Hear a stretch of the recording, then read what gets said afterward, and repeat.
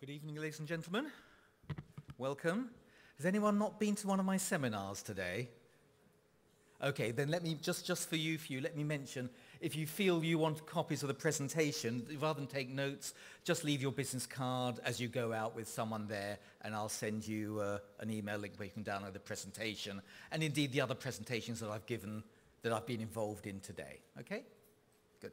And I'm Paul Rich. I run a management consultancy called Genesis, for three of you who we haven't met yet.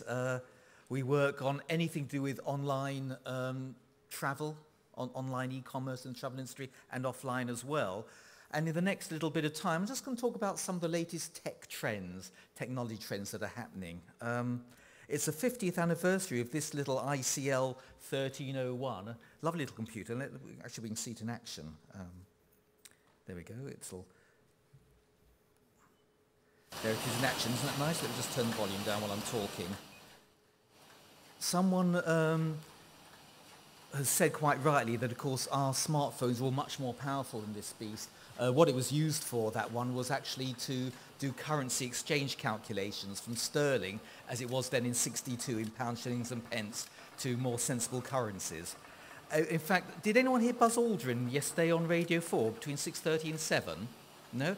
He's one of the two guys who landed on the moon, and the person who was interviewing him opened a birthday card. You know the birthday cards when you open, they sing a little song to you or play a little message? Do you know those ones? Very annoying. You open it and it actually has some sound. There was more computing power in that birthday card than there was on the lunar module that landed on the moon, apparently. So we've come a long way in 50 years or so. So what I thought I'd do today is talk about the things you still must be doing. Because I'm talking about latest technology, but it doesn't mean you can get away from the things that I was talking about you should be doing last year. You've got to do them still. I'd like to mention one or two of them. And then I'd like to talk about some of the new things you must be doing as well. Because being a management consultant, I like telling people what to do. And then there's things, the latest technology that doesn't really fit into anything you have to do, but it's quite nice to know about. So those are the three things I wanted to talk to you about in the next few minutes.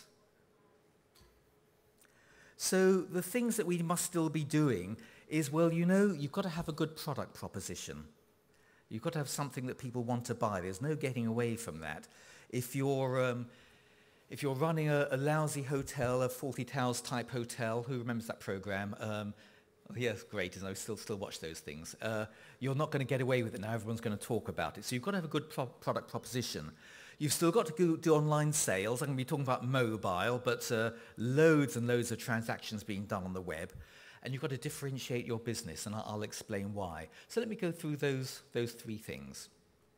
So having good product proposition, everyone's talking about you on the web. So number one, is your product as good as it can be as far as the customers are concerned? And number two, is it as good as can be as far as you're concerned?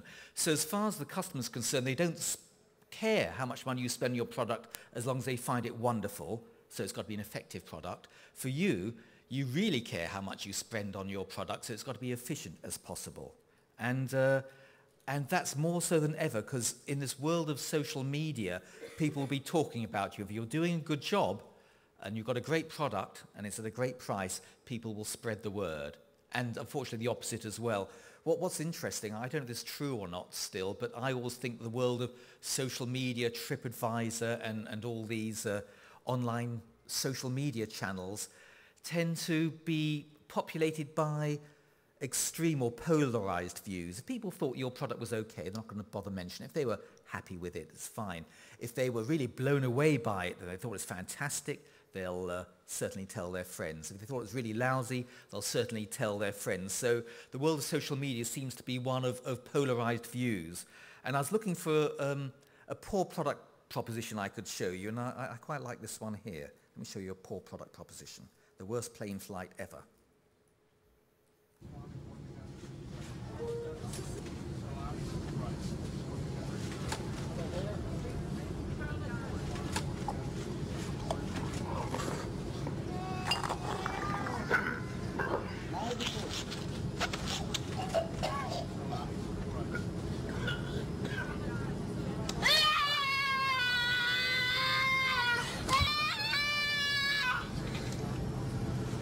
Anyone who flew to London didn't suffer like this.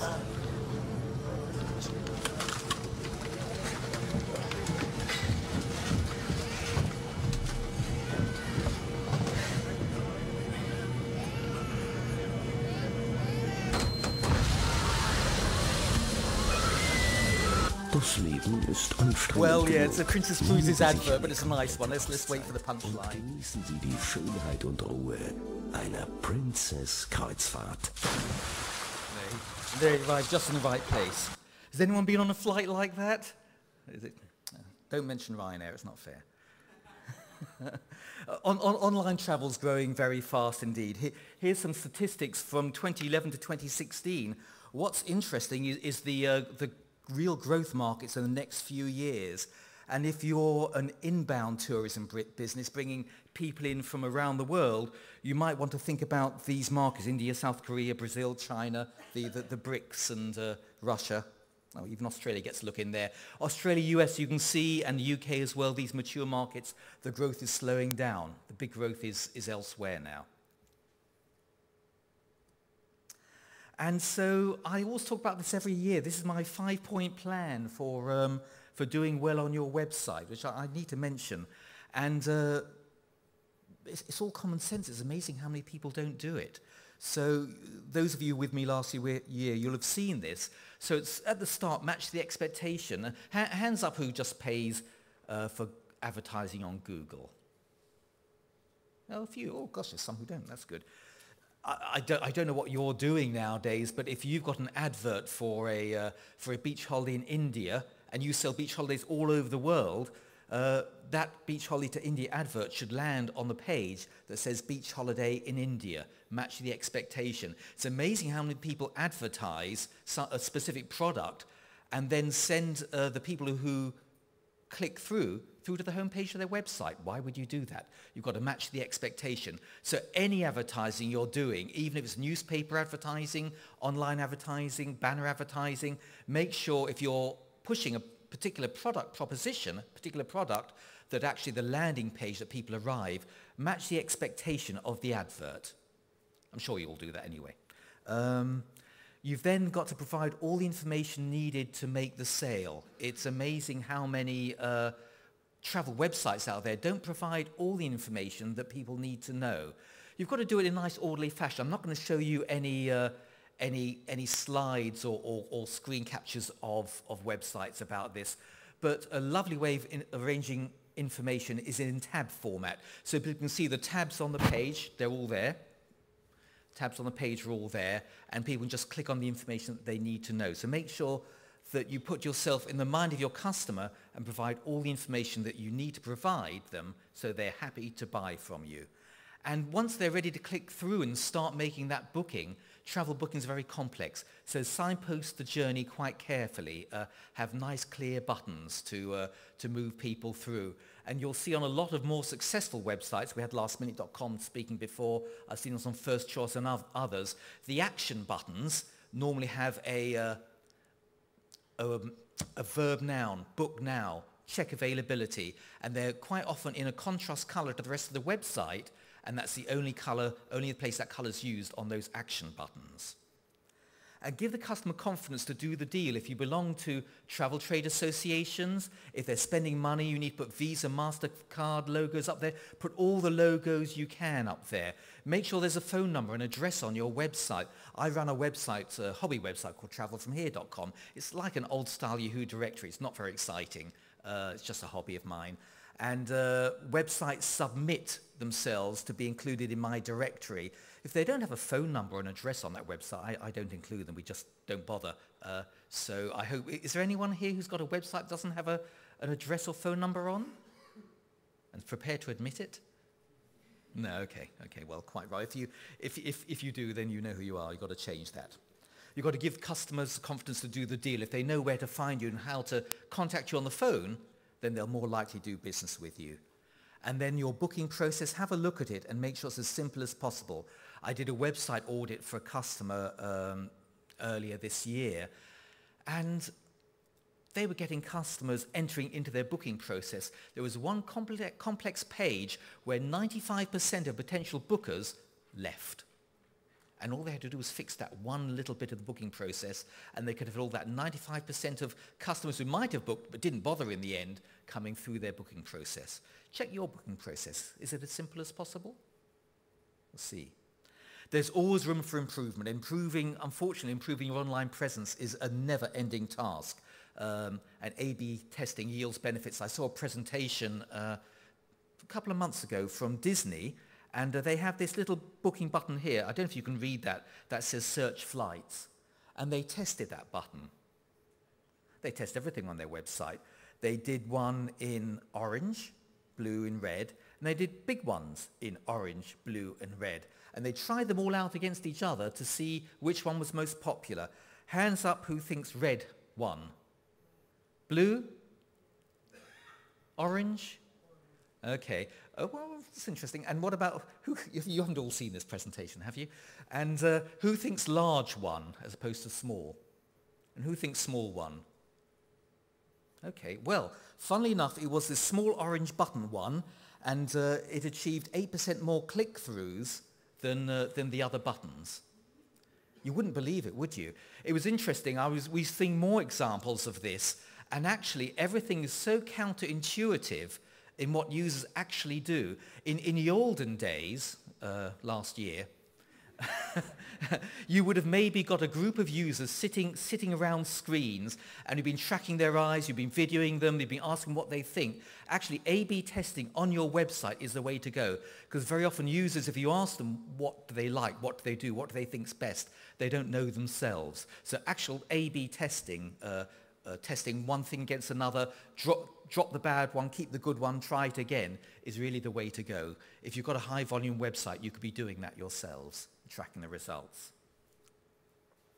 So you need to differentiate your business. Do you know what? These slides I'm going to show you now, I actually put on a presentation. I made it World Travel Market. Gosh, where are we? Not 10 years ago, but it was in the 1990s, 97, 98, something like that, at the beginning of the internet, when it became clear to me that, with this online marketplace, consumers are going to search across the world for their product they want. At the time, interestingly, we developed a website called Concorde.co.uk. Do you remember that airplane with the wings that sweep back and it goes very fast? We actually, there was a travel business here in the UK that advertised have a little flight in Concorde, and we did their website for them.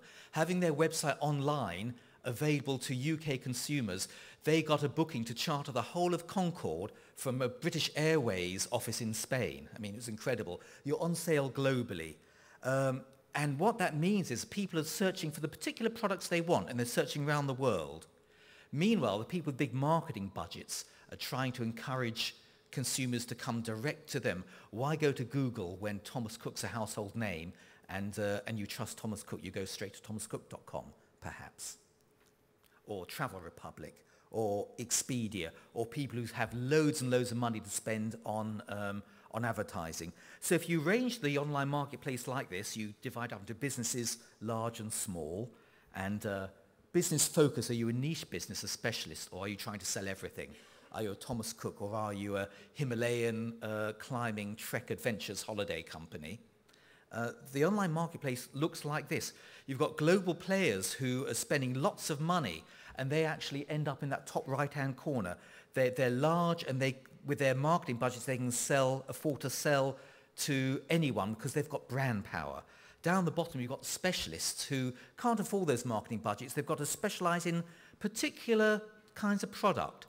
And in the middle, it's a messy area. There might be a few survivors in the middle. So you might like to think about your particular business and see where you want to position there. If you don't have a big marketing budget, you need to be specialist and make sure that your customers know that you're the specialist that you are.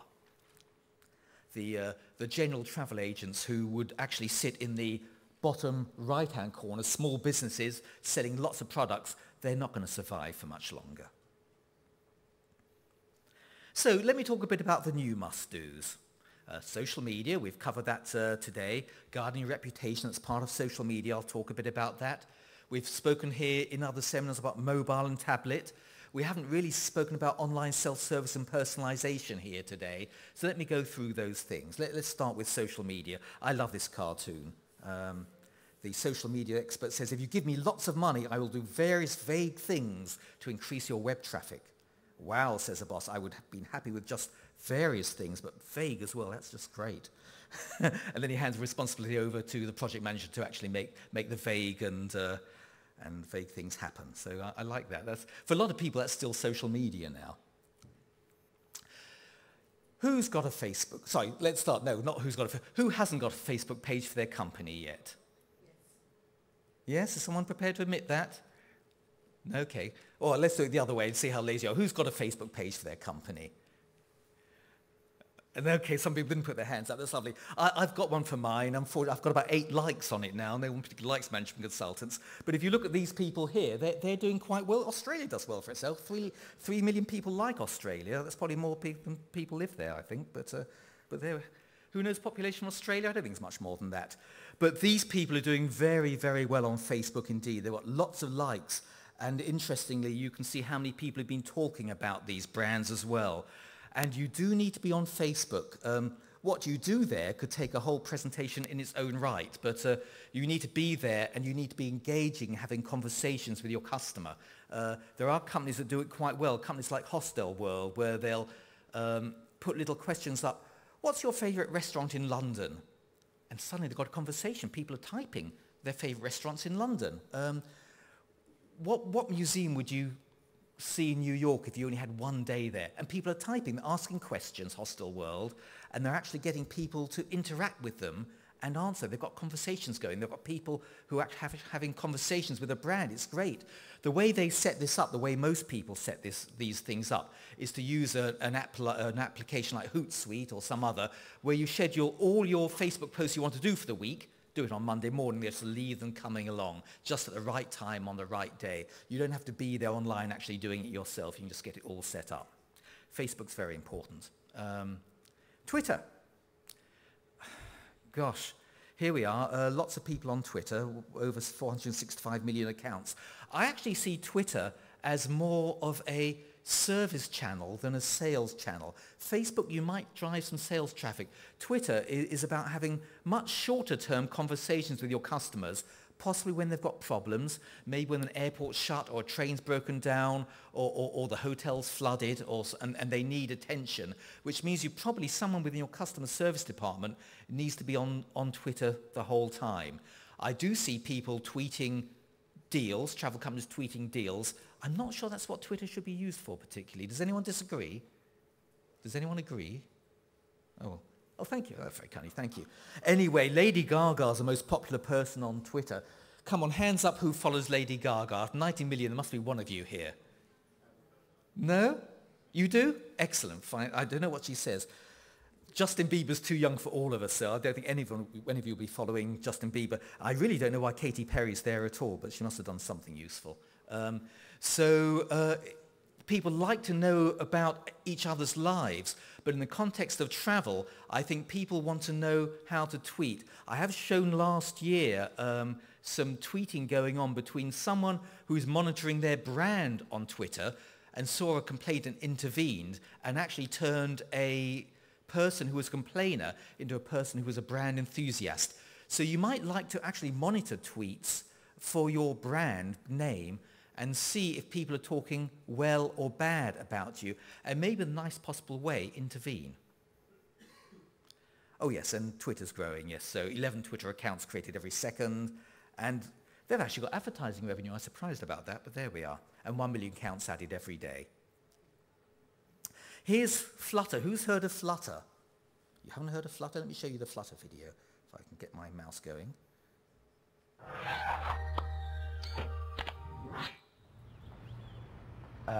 Here at Flutter, we have this, well, it's a joke, you know, like if Twitter is like microblogging, then that would totally make us nano-blogging.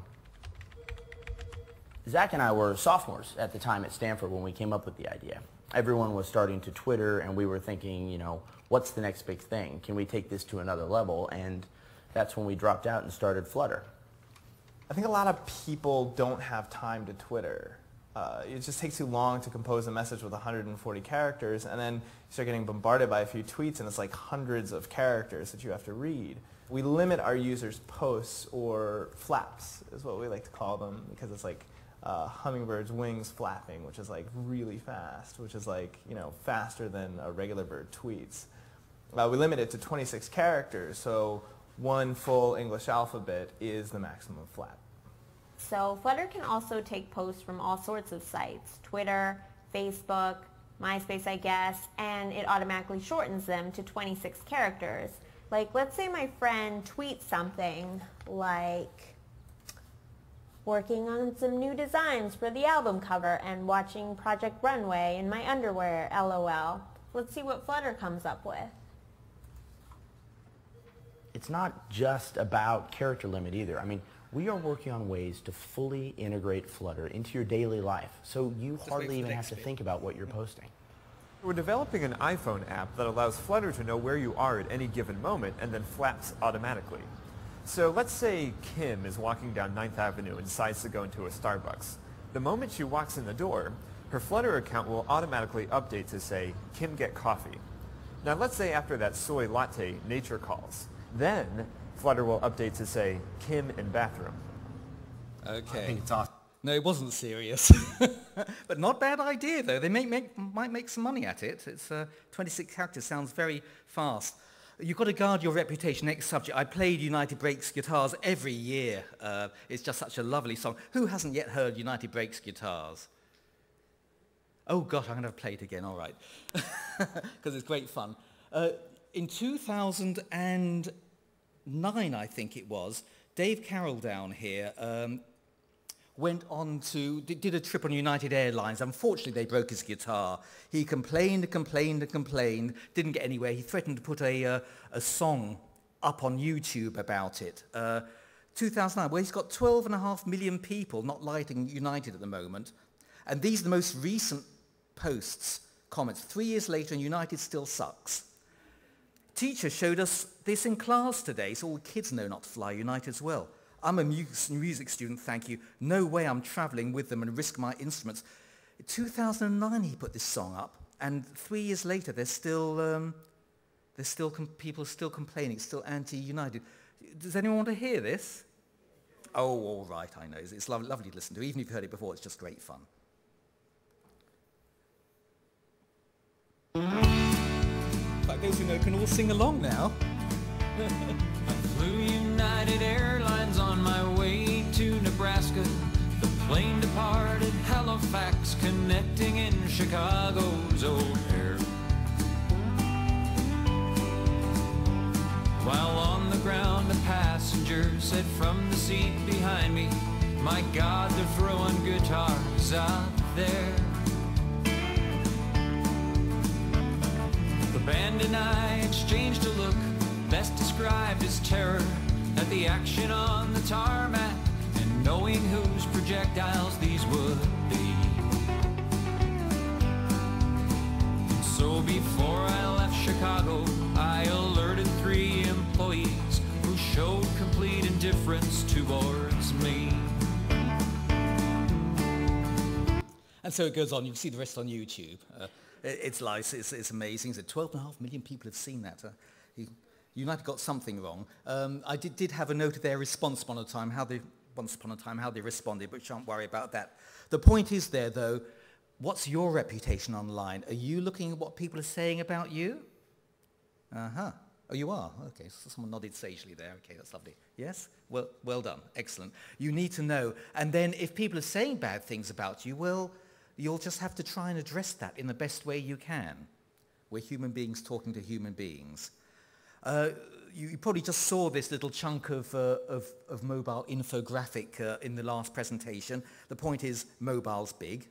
In fact, I think if any one of you were in my mobile seminar just now, I think we're just reaching a stage where there's more mobiles in the world than human beings. I think we just reached that, so we just topped 7 billion. So we're getting there. Mobile compatibility. I spoke about this last year, and I showed Thomas Cook here, how Thomas Cook looks on a mobile. I don't know how you do business with them. And Thomson here, and I don't know how you do business with them. So I thought maybe a year later they've improved. So this is Thomas Cook this year. If you want to do business on their mobile, you'll need teeny weeny little fingers. And here's Thomson. Thomson, of course, part of TUI, and there was a lady from TUI in the audience before. She actually looks after TUI China, said it's much better in TUI China. But, you know, these aren't small travel companies. They've got budgets. Why aren't they doing something a little bit better on mobile? Because if they're not, they're going to have people like Expedia and Travel Republic who will actually be stealing the mobile business from them. Is anyone from Thomas Cook or TUI here want to defend themselves? No, I thought not, no. But, I mean, what they might say is, well, we're mainstream holiday companies. Travel Republic is a mainstream holiday travel agent. If they can do it, Thomas Cook and TUI can do it. I just can't believe they don't. Expedia is a tour operator like any other tour operator. They call themselves an online travel agent. They're actually a tour operator in my way of thinking. Think about your own website. If you haven't actually seen what your website looks like on a mobile, then have a look and see. When I gave this presentation last year, I felt so guilty I actually have to update my website so it looks slightly usable on mobile. But I didn't spend too much money doing it, thank goodness. So have a look at your website on a mobile. But I'm really interested, did I coin the term sofa surfers, or have you heard of sofa surfers before? Is that a well-known term? People are using their tablets, sitting at home on their sofas, settees, couches, whatever you call them, but I don't call them mobile devices anymore, they're not. And I was looking on YouTube for people sitting surfing on their sofas. I came across this pop group called Sofa Surfers. Has anyone heard of Sofa Surfers at all? Oh, I'll play their music in the background while I'm talking. It's lovely music. It's great. So we'll let that go along. And maybe down a bit on volume. Let's not get carried away. So there we are. There's the old days where people sit there reading a brochure. They look ever so excited, but it is a holiday brochure, I'm sure. It says holidays on it. And here we are in the modern world, people sitting on a sofa actually looking at a tablet in the very same way. Nothing's changed at all. So if your website doesn't work properly on a tablet, you're going to miss, and you're in the leisure travel business, you're missing out. Have you checked your website on a tablet or not? Because people want to swipe and poke and do other things that one does on a tablet. So maybe you need a tablet version of your website. Do you like the music? I'm going to download it and pay for it, of course. I won't do it for free. No, you're not allowed to do that. So tablet users apparently spend more. You can see the little grey chart on the left. Look at the average retail spend for tablet users. It must be because they're wealthy people and they can afford tablets, maybe? I don't know. That often is the way. When you get a new gadget like an iPhone or a tablet, it's the first entrance of the people who can buy these expensive things. But right now, tablet users are spending more. So if your website looks lousy on a tablet, you might want to do something about that. And interestingly, tablet usage, there's a blue line, goes up at night. There's 6 p.m. and off we go into the evening, because people are using tablets at home. They're using tablets just where they might have used a holiday brochure some years ago. Whereas we've got computers, it's the orange line, all being used at lunchtime at work. And mobiles being used just when people pop outside for a quick fag, and they will quickly check their mobiles any time during the day. I'm not a smoker, so I'm guessing that goes on. So tablets are really becoming the place where I think leisure travel will be sold.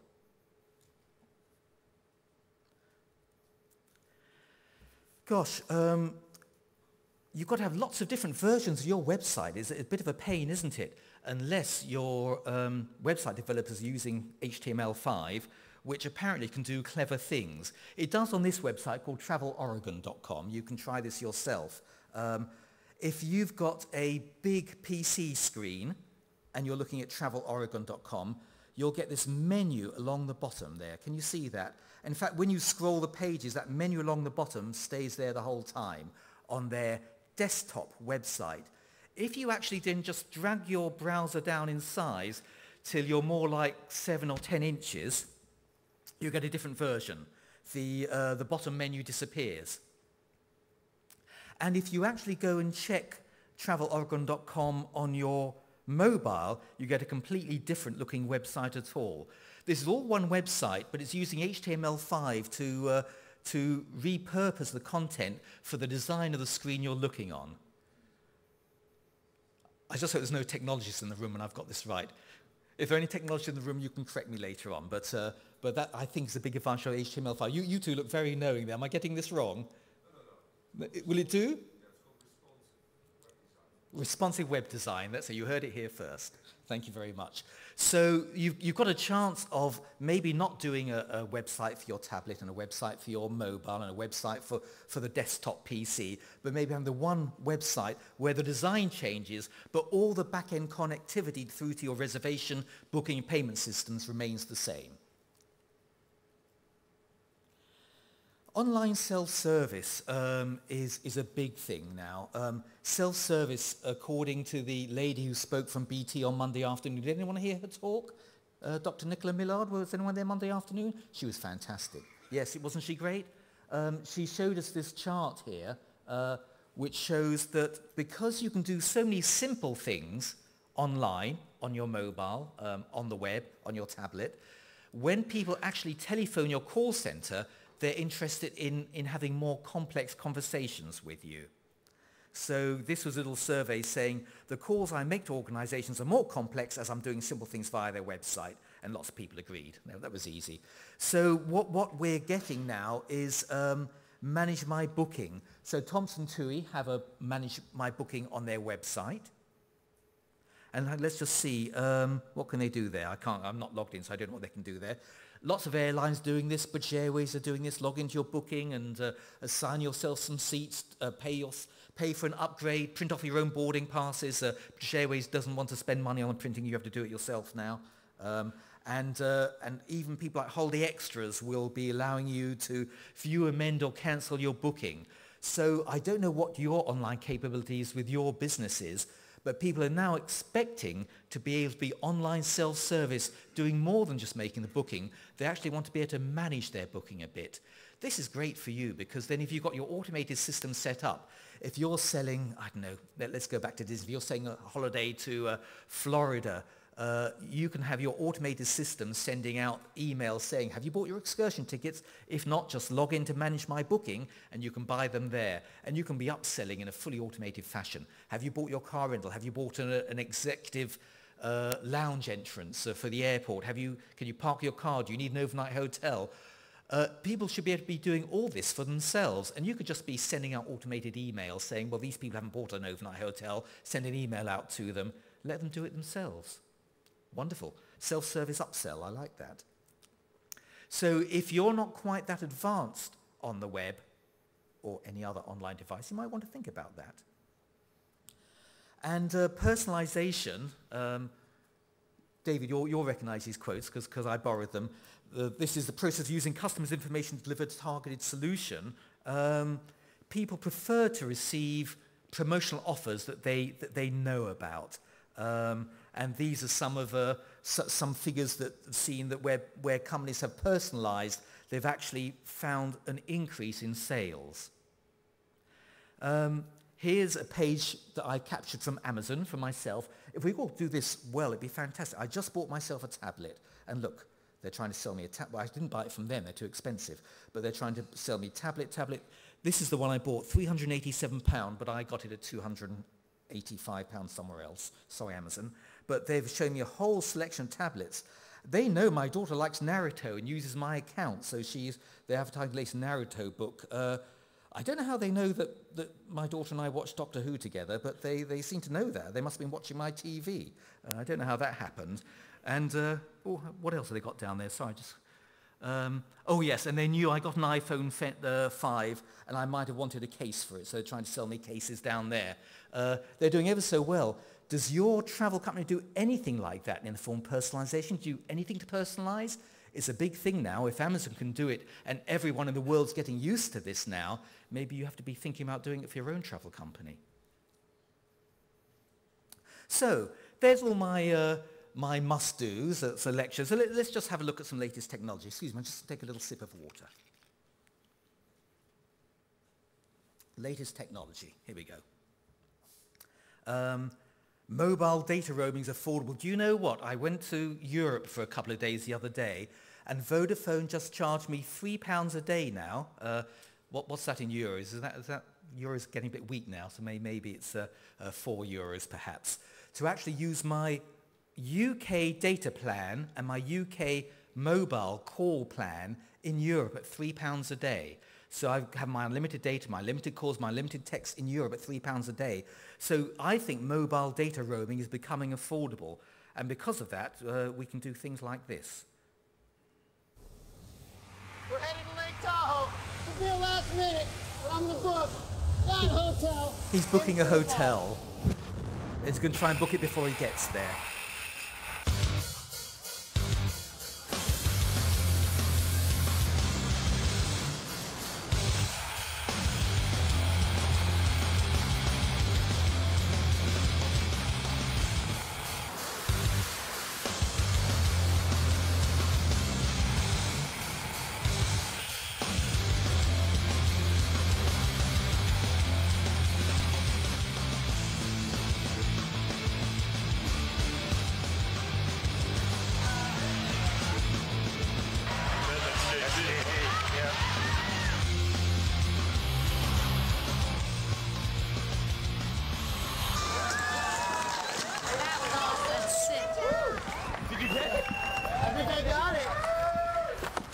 Reservation for Mr. J.T. Holmes, please. Woo! Landing was a bit of a doozy. Hold, please. Let me check our system. Yes, I have a reservation for Mr. Holmes. You got it? No way, we got it! Oh, yeah! You stuck that. I nailed it. They're Americans, so cheer loudly, everybody. Of course, you know that's not latest technology, just using mobile phone. We all jump out of planes quite often, so that's nothing new. But what's lovely is that if you do this with an airline, you all jump out the plane into your hotels, it saves a fortune on landing fees for the airline, so expect that with Ryanair soon. But I didn't say that. That's being a bit cruel. Let me show you something new here. Have you got anyone here from Sphere Vision at all? This is very interesting. This is 3D video mapping, very hard to get your mind around. You can do this on a tablet. And down here you've got a little map of a hotel they might be in. Here is a video view of where you're looking. And, sorry, you're not in the hotel, you're just looking at the map of the hotel. But as you're looking at the map of the hotel, you can actually use your mouse, or if you're on a tablet, just turn the tablet around to look all around you. As the video is walking you through the hotel, you've got a 360-degree view of the hotel. So there's the different maps you could select of the hotel or the museum or whatever it might be. And as you walk through, you can be, oh, I wonder what's over up there. You hold the tablet up to the ceiling if you're looking this on your tablet, or if you're doing it on a desktop PC, you use your mouse and you can just scroll around and have a look at 360-degree view as you're being walked through the hotel. Now, don't tell me that isn't clever. Yes? Okay, that's it doesn't show very well here. The Mike from Sphere Vision was showing this earlier on his tablet, and it's a shame he's not here, because then you could all gather around him afterwards and see how it actually works on a tablet. But that's 3D video mapping, which if you're a tourist attraction, or you want to show your hotel off, or you want to show your leisure park off, might be quite a nice way of showing it. We've a few people over the last day or so have mentioned augmented reality.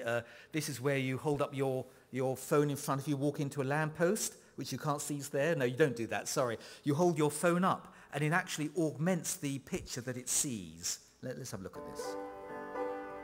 Leia is one of the well-known companies that do this.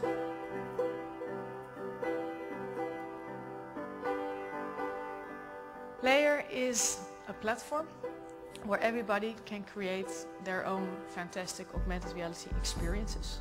Augmented reality is a new mass medium. It's where the real world is combined with digital information. You're going to bring these digital experiences into reality, and you're going to engage into reality with this new medium.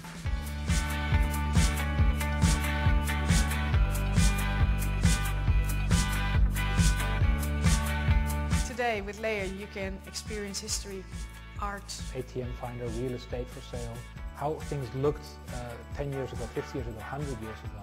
Foursquare, Twitter, tourism, sports, commerce, gaming, social. Gaming in augmented reality is a completely new genre. Interacting with objects right in front of you.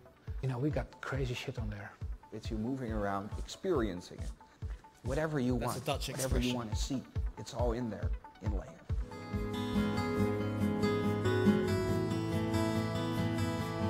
One of the best things about augmented reality is that you can create anything. You can make your own world.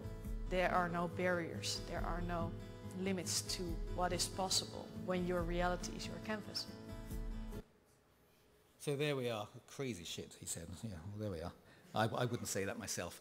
And, and I mean, augmented reality is getting very exciting. No one's quite worked out how to make money out of it yet, but we'll work on that. And last year when I was here, I think I showed you the YouTube video of Project Glass, where you have augmented reality, but you're actually wearing some spectacles, so you don't have to hold your iPhone in front of you and trip over everything. I was trying to find a video of someone holding a mobile phone in front of them and then walking to a lamppost. I found somebody who falls into a fountain in a shopping centre, but she was texting. She wasn't using augmented reality, so it doesn't really count. Okay, let's go on. This is astonishing. You know, we saw Flutter before, and we thought, and maybe some of you thought it was serious at first. This is KLM Meet and Seat. Want to find out who will be on your KLM flight? With Meet and Seat, you can view other passengers' Facebook or LinkedIn profiles. KLM have won awards for this. They win awards for their social media thing. Meet and Seat. Look at this. A new service to see who else is on board, well before departure of your intercontinental flight. Simply connect with your LinkedIn or Facebook account to view other passengers' profiles. Get in touch with interesting people. Meet in reality at the airport. Or during the flight. With Meet and Seat, you can meet other travelers and add interesting new people to your network. Also, after your flight.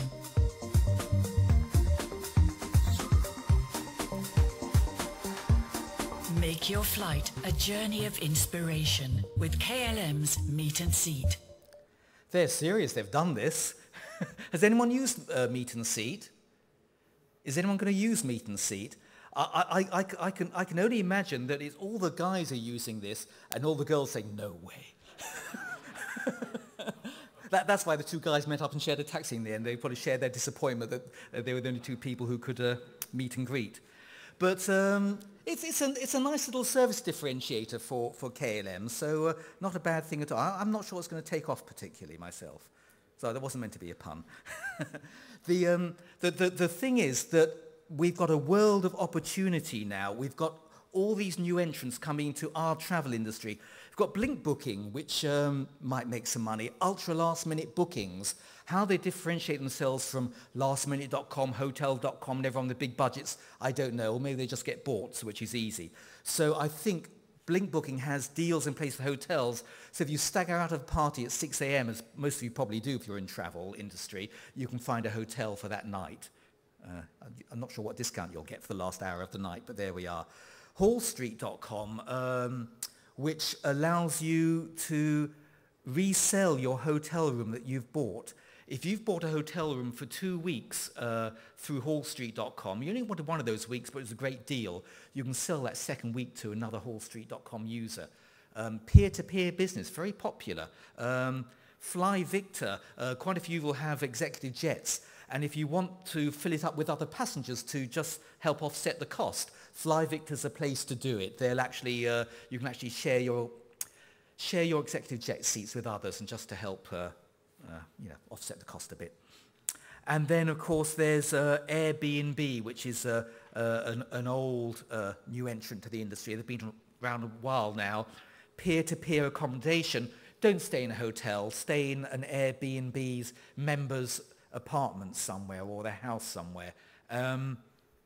You don't know whether to take these new entrants seriously and think of them as a threat, or think they'll just fall by the wayside? And the answer is lots will fall by the wayside. Some will be serious threats, and we need to keep an eye on them and make sure that if your particular travel business is threatened by a new entrant, that you're doing something about it.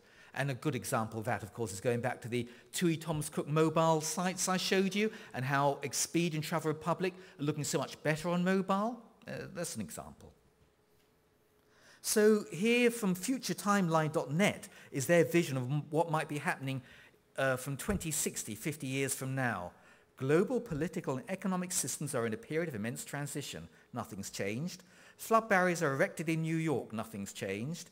An aging population. Nothing's changed. Nanofabricators are a mainstream consumer product. That sounds exciting. I actually found a ridiculous video of nanofabricators busy fabricating something in their nanofabricator printer. To manufacture products far better than today's best. The cartridges to the left. Okay, well that gets boring. Raw materials to Let the me machinery close it if I can. inside. Here. What was amazing was actually this video here. Will be amazing. I called it up. This is actually now. This is someone who's going to take that adjustable spanner in the UK or wrench in the US, and they're going to print it. Have you seen this? Amazing. Just scan it as one does with an adjustable spanner. Meanwhile, you've got a plumbing problem. You're so busy scanning this thing, got leaks everywhere. But there we are. So they scan this adjustable spanner into their computer. The computer talks to their powder printer. The printer's got a vat of powder, and out of that vat of powder, they're going to build this adjustable spanner. What I find interesting is that, then they're going to colour that bit red, is that when they build the spanner, it's not a solid object. It's got the 3 working parts on it. And that's a bit that I find very, very clever indeed. I didn't know you could do that. I know there are solid, 3D printers, but I've never seen one that actually creates an object that has moving parts on it. Fantastic stuff. I know it's not exactly travel, is it? I know, but it's great to see. And ladies and gentlemen, here's the spanner. Wow. Yep, there's a real wrench right there. Oh my God, you printed this? Yeah, came right out of the powder. That's amazing. And it's got to blow the powder off it. That is cool. Yeah. And they are complete with a little red knob that still turns around and around. I really don't know how they do that. There we are. Sorry, it's not travel, I know, so let's go back to travel. And let's start with this fantastic new service from WestJet. So I've not started. Hi, I'm Richard Bartram, Vice President Communications for WestJet, here with some exciting news. Effective today, we're introducing child-free cabins on board select flights. We've heard from many of our guests that they're tired of kids screaming and running up and down the aisle and are looking, quite simply, for some peace and quiet. So, you may be asking, how do I get my children to their destination? Well, that's a great question, and we've got a great answer. We call it Cargo Kids. Let's take a look at the process. When you arrive at the airport, simply ask for Cargo Kids when you check in. You don't have to have a Our beard. friendly WestJet customer service agents are more than happy to help. They'll assist you in getting your child ready for their trip on the travel toboggan. Your child will be whisked away on a magic carpet ride, and your work is done. Meanwhile, our WestJetters are hard at work. Your child's toboggan will arrive safely with the luggage and other kids who will be boarding that flight. From there, one of our friendly WestJetters will take the children to their waiting flight. On board each flight, we have a Cargo Kids counselor who's there to make sure that your kids are well taken care of and supervised. With plenty of toys and a state-of-the-art feed trough, your children will be able to run, play, scream, and eat all they want while you enjoy your flight in peace and quiet. So book Cargo Kids today by going to westjet.com/cargokids. That's cargo and kids with a K. And let us give you the peace and quiet you need. From all of us at WestJet, you're welcome. Happy April Fools from WestJet. Look for your savings below. Isn't that cute? And you know what? What would you prefer? Would you rather do KLM meet and greet, whatever, meet and seat, or would you rather get rid of the kids? Ladies and gentlemen, thank you all very much for listening. Thank you.